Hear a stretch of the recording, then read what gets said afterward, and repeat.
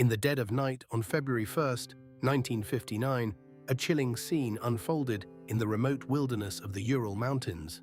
9 experienced hikers, led by Igor Dyatlov, fled their tent in a state of panic. Their shelter, hastily cut open from the inside, lay abandoned as they stumbled into the freezing darkness, inadequately dressed against the biting cold. Days later, rescuers would discover their bodies scattered across the snow, some with injuries so severe they defied explanation. What force compelled these seasoned adventurers to abandon their camp in such a state of terror? To understand the gravity of the Dyatlov Pass incident, one must first appreciate the ambition and skill of the group. Composed of students and recent graduates from the Ural Polytechnical Institute, these 9 individuals were no strangers to the harsh conditions of the Soviet wilderness. Under the leadership of 23-year-old Igor Dyatlov, they embarked on a skiing expedition across the northern Ural Mountains, a journey that would test their endurance and expertise. The expedition set off in late January 1959 with the goal of reaching Otorten, a mountain some 10 kilometers north of their final campsite. Kholat Shiakhl, which translates to Dead Mountain in the local Mansi language, was not their intended destination.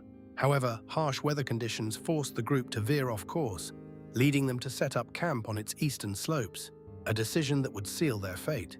On January 31st, the group reached the edge of a highland area and prepared for the climb. Dyatlov had promised to send a telegram to their sports club as soon as they returned to Vizhai, a village at the expedition's start. When no message arrived by February 12th, concern began to grow. It wasn't until February 20th that a rescue operation was launched, marking the beginning of a harrowing discovery. The search party found the hikers' abandoned tent on February 26th, half buried in snow.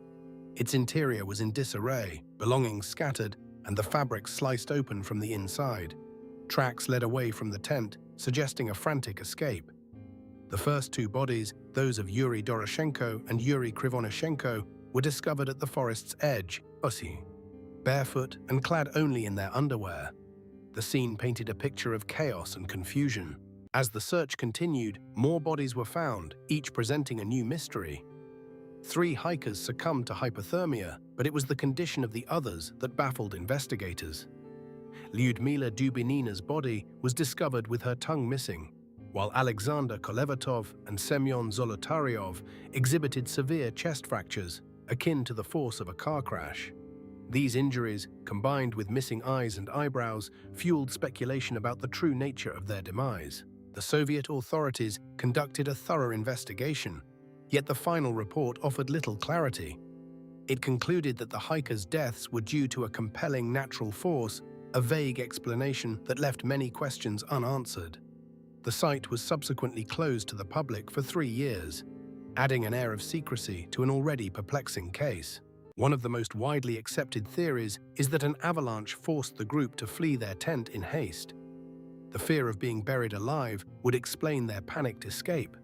However, skeptics argue that the slope's angle wasn't steep enough for an avalanche, and the tent's position was not consistent with such an event.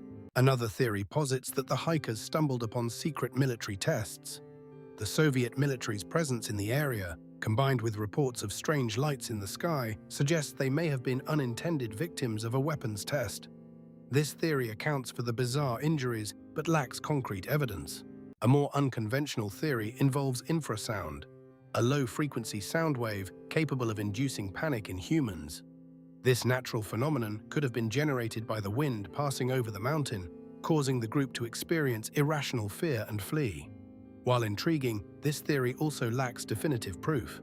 Over the years, new evidence and testimonies have surfaced, challenging previous conclusions. Some researchers point to radiation found on the hikers' clothing, suggesting a nuclear element, while others highlight inconsistencies in the timeline and rescue efforts. These contradictions only deepen the mystery. Despite decades of investigation, the true cause of the Dyatlov Pass incident remains elusive.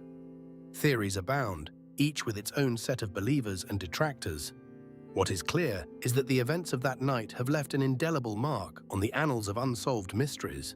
The Dyatlov Pass incident has transcended its status as a local tragedy to become a global enigma. It has inspired books, documentaries, and even a dedicated foundation committed to uncovering the truth. The Dyatlov Foundation, established in 1999, continues to keep the memory of the hikers alive and seeks to solve the mystery that has puzzled so many. In the end, the Dyatlov Pass incident is a testament to the enduring allure of the unknown. It challenges our understanding of nature, human behavior, and the limits of knowledge. As long as questions remain, the story of those 9 hikers will continue to intrigue and haunt us. A chilling reminder that some mysteries may never be solved.